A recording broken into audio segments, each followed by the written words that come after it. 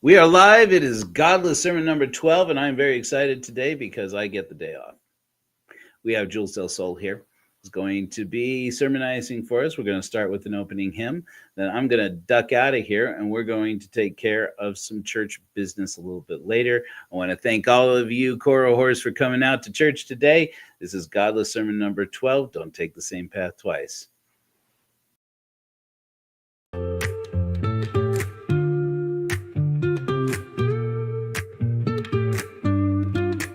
Got the hashtag on rotation. Look at you making a sensation. Online warrior in disguise. Just enough to get the likes. Sharing memes and changing filters while the world's still on its tilters. Words flow easy from that phone, but action stays behind the throne. Virtue signal loud and clear. A hero in your cybersphere. Change your profile pic tonight.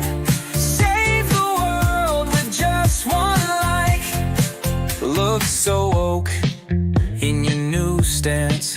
Took a selfie at the protest dance. Talk a lot but do so little. Playing big but stuck in the middle. Activism made so simple. Just add a trending symbol. Tell the world that you care. If it's easy, you're already there. Virtue signal loud and clear. A hero in your cybersphere. Change your profile pic tonight. Save the world with just one like.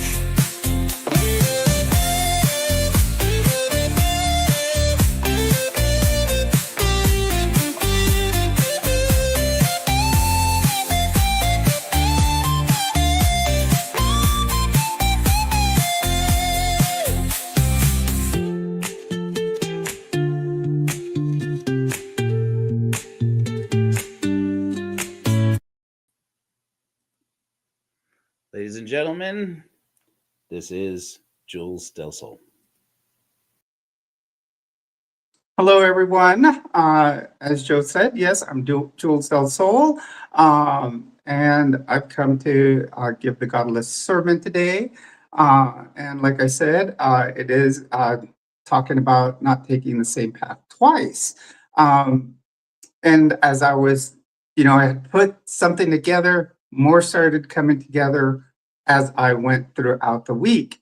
And in the last couple of days, about taking the same path twice, something basically, as I was thinking about it, a poem that many of us know came to mind, and it's by Robert Frost, and it's called "The Road Not Taken." I'm just going to read through the poem really quick if you've never read it. And it says, "Two roads diverge in a yellow wood. I'm sorry, I could not travel both. And be one traveler, long I stood. I looked down one as far as I would, to where it bent in an undergrowth. Then took the other, so just as fair, as having perhaps the better claim, because it was grassy, wanted wear. Though, as for that, the passing there had warned them really about the same, and both that morning equally lay in leaves. No step had trodden black. Oh, I marked the first for another day. Yet, knowing how many leads unto way, I doubted if I should ever come back. I shall be telling with a sigh somewhere ages and ages hence. Two roads had diverged in a wood, and I took one less and traveled by. And that has made all the difference. Well, I was thinking about this, and yes, it kind of makes you think, what if you never came back, and or if you came back and took the same path, and you only know what one path has you've seen. And basically, when I started looking up the meaning of this poem, it talks about, coming up to a fork in the road. But for me right now, talking about the fork in the road is kind of hard because I am a federal employee, and we received an email about, the fork in the road. I don't know how many of you have read that, so I will just call it bifurcation in the road. Uh, so I came to talk about not traveling that same road twice because when I started really, thinking about this, when one of my first jobs I did ever in life, I was an ocean lifeguard. And when I did ocean lifeguarding, there my instructor, we called him the Big Kahuna because he was a gentleman that knew everything there was to know about the ocean. He had so many certifications that one could not imagine. Actually, where I lifeguarded, we had, I was on Imperial Beach, California, which is the very southwest end of the US. So if you ever go to Florida, you can travel to what they call the southernmost point of the United States. And they have a buoy, and it's, the very southeast of the United States. In Imperial Beach, you can actually travel to the most southwest of the United States. So when I worked on that beach. When you go to Imperial Beach, there's a pier and there are two jetties. Many of you, if you don't know a jetty, they're usually like piers, and they're made from rocks. Usually they're made, and Joe just put a picture of my jetty there. So you can see the pier in the distance, and you see the two jetties. And these are south of the beach. This is the jetty that I work by, and then you see a pier in the distance, and then you see one jetty, and this is the most northern jetty. If you kept going north, you would actually find where they do Navy SEALs BUDS training. So this jetty is very, very important to me because this is where it really comes about not taking the same road twice, because this is where I've always gotten a lot of relief from my stress. His name was Richard Mason, taught us, because we also worked by a little camp right here. It was called YMCA Camp Surf. And basically, he never wanted us to get too much stress, and wanted us to find stress relief. And he taught us several ways. And this jetty actually has not just a bifurcation, but there is 3 different ways you can go along this jetty. If you're looking at it directly in front of you, there's actually 3 ways to go about it. So what this jetty really has is, and Joe's about to switch the picture, what it looks like. There's when you look at it straight on, actually, and here's the picture. When you look at it straight from the front, and you can look at it, and it's a nice place to walk out and relieve your stress. Now, if you go off to the south side of it, as we're looking at it, there's the south side, if you look at it, there is a dangerous rip current there.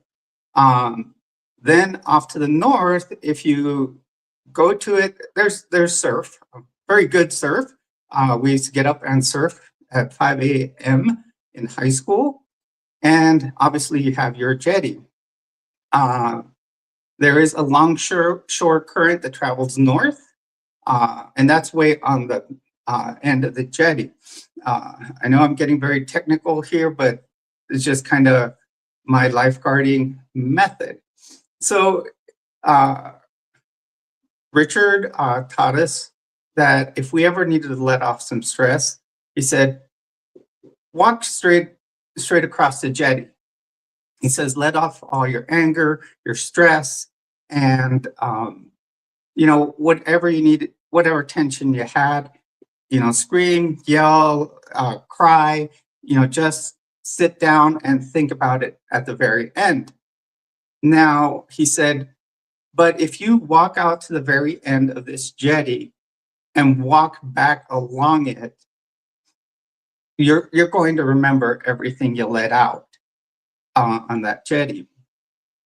So one of the things we were trained to do as lifeguards was to be able to use rip currents, which is on, like I said, there's one on the south side. So he said the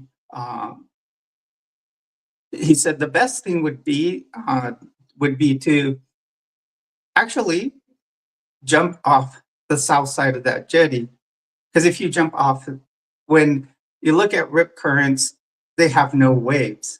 When you look at the regular tide, it has waves. So when you look at it, you're going to have a tide on the north side. When you look at it, there's no waves on the south side, because that's how the ocean is trying to get water back out. Because if not, you would have erosion of the sand, and eventually it would just travel higher and higher and get into the city of Imperial Beach. So that's why rip currents are formed. So he said, walk down the jetty, let all your stress out, let your anger out, and then find a way not to walk back down the same path. The reason you wouldn't walk down that same path is because if you let out everything as you walk out, as you walk back in, you're going to basically get all those feelings back. And it's just going to basically, you're just going to start thinking of them again. So he said the best thing that you want to do, especially if you're trained, is you want to jump off the jetty into the ocean and swim back in. Because as basically everything's blown off in the wind, you jump off, you're not going to gather those feelings again. Of course, we were trained in how to swim through the rip current. So he would say, always jump into the south side of it, because if you did on the north side, you don't know where the rocks, if there's other rocks, because there's tide coming in and you can't see them. And then on the south side, you can see the rocks because there's no tide coming in and there's no waves. So, as I did it, I've done it several times. I even used it for rescues at many times. I would actually travel down the jetty, jump into the rip current. And the thing is, a rip current will pull you out much easier. So it makes your swim much easier. You would use the longshore current that travels north, and then you could find your way around the rocks and then go and catch someone on, get someone on the north side. So what you do is, he said, walk out the jetty, let your stress out right there, and then swim around, because you've left your stress there. So you're not walking that path twice. So that is something I've learned about not walking the same path. You can find many ways to do it. You don't have to do it this way. If you want to let out stressors, you can always, go hiking and then walk up one path and come down a different one. So, I've heard many, many different ways of using this method from other people. Many people have told me they walk one way and they leave their stressors in certain trees. And when they walk back through there, that they've been blown away in the wind. To me, this has always been my method. I've used it a lot of times. I just go out to the jetty and let off that stress that I've always had. Also, I've used it for positive things, and I have walked back in from the outside, and outside's always considered where you get out past the waves. I've walked out and come back with positive things. There's also a good place on July 4th to go check out the fireworks, because you could see multiple displays. You could see like 10 displays that were put on by the same radio station, and you could turn on the music and watch all these different displays, and it was always a fun thing. And so doing everything here, although one way can be dangerous, but yet I was trained in how to use it, was a great example. Yet another way, it was a positive thing to be able to walk to the outside and do something positive there and walk back. So this has always been a great place for me. I always go back and visit it when I go to San Diego. I always go back to Imperial Beach. I know lots of people in that area.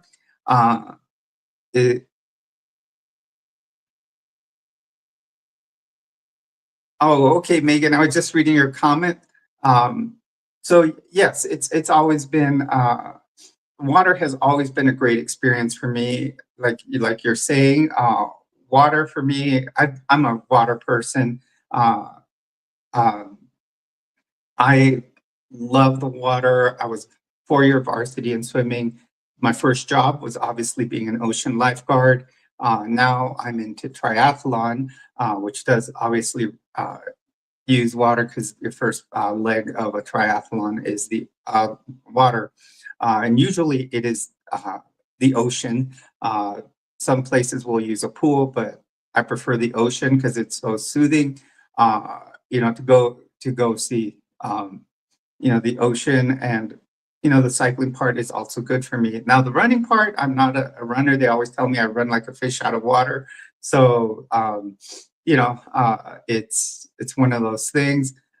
So this has always been a relaxing place for me, not just because I go and let out my stress, but also because it is a positive place where, like I said, on July 4th, I do go watch fireworks from multiple places. And this is, so, this has just been a positive place for me. And, that is one way I stated, this is my stress reliever, good place to let things out. And like I said, if you're using it for stress relief, it's not the, that you don't walk back the same path you went. So if you walk straight out the jetty and walk back, all those feelings of the stress that you did go release are going to come back on you. But, obviously, like I said, I was trained. So jumping into the south side where the rip current is a good way to go, because it'll pull you out, but then you use the longshore current to go north, and then use the tide to bring you back in. And what was it? Unfortunately, this beach in recent years have had a lot of bad things happen to it because of runoff from Tijuana, but I still find it a positive place to go. So that is really You that's good there, Gene. Um, Hola, Kathy. But basically, that's really all I have to say about the place to uh, relieve my stress. Um, the jetty's always been a very positive thing for me. So that's what I have to say for this morning. Thank you for listening to me, and we that's what I have to say. Yeah, great. I love it. Hey, Jules, thanks so much. I love that. So that jetty, huh? You were saying something about that, like that Tijuana's runoff has started to affect it. What does that mean exactly? That means that beach is probably right now is so contaminated that it's probably not the best place to swim. It Ah, it in yeah, it in past years, even when I was in high school, it had already started. Um, but yet it's at a point now where they're saying to go to Coronado, which is a little a little farther north. wow. But yeah, San Hmm. Diego. I've always loved San Diego's beaches. I mean, I've not been as much as I would like. I spent a little bit of time in Southern California when I was a kid, and then Molly and I moved out there for almost a year, but hardly ever went to the Hmm. beach. We were living in Orange County of all places, not by any choice of ours. But yeah, it was so. But that's a really inspiring thought, though, about the jetty and the idea of, it's like even when we don't have formal rituals, we make rituals, right? And Right. it's like, I mean, this, oftentimes the cleansing, the water is representative of cleansing and passing of time and passing of trauma and the things being able to set them aside. So I just love that. So I really want to honor you. Thank you very much, Jules, for giving sermon today. Jules selected our opening hymn. Let's. What do I do this, Jules? Shall we do a closing hymn of your choice? Sure. You can go ahead and choose it, Joe. Oh, all right. Yeah. All right, everybody, just a reminder, I'll go ahead and put it in the chat, but it is also in the description. We do have Linger Longer scheduled for 11 a.m., but we'll go ahead and jump over there here in a few minutes. So let me just go ahead and grab the YouTube link. Go ahead and throw it into the chat so people can have it. Morning, Coach. Here we go. All right, guys, let's go ahead and have ourselves a closing hymn in the form of one of my new favorites. We're going to talk a little bit in Linger Longer about one of the first comments we've had on this video on YouTube is from somebody who has given blankets, came to my house earlier this week and gave blankets to be taken out to for a Rapture 2025. And this has become her favorite hymn. It's one of mine. And that's Frydenka. I have some news about that. We'll talk about at Linger Longer, kind of an exciting thing, what's going on with our campaign to educate people and to share and inspire people with the stories of the resistance. Again, thank you very much, Jules. No problem. As Berlin, Whoops. they came to raid our. As Berlin burned, they came to raid our hall. Our godless rolls were empty. Max Seaver saved us all. 500,000 godless Germans we. First they came for us, but we were already free. Freidenka, stand against the rise. Maxivers, crusader for our rights. Frydenka, resistor from the start. We will carry Max within our hearts. In Belgium, he hid away, truth's banner to raise, fighting Hitler with his pen. Max lived to fight again. Frydenka, stand against the Reich. Maxivers, crusader for our rights. Frydenka, resistor from the start. We will carry Max within our hearts. America turned him away, a hero lost in the fray. Your name we will sing, Maxivers, hero of the free. Frydenka, he was taken by the Reich.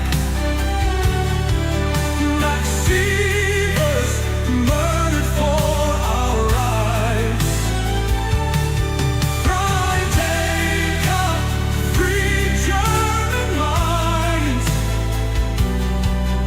Maxivers, you also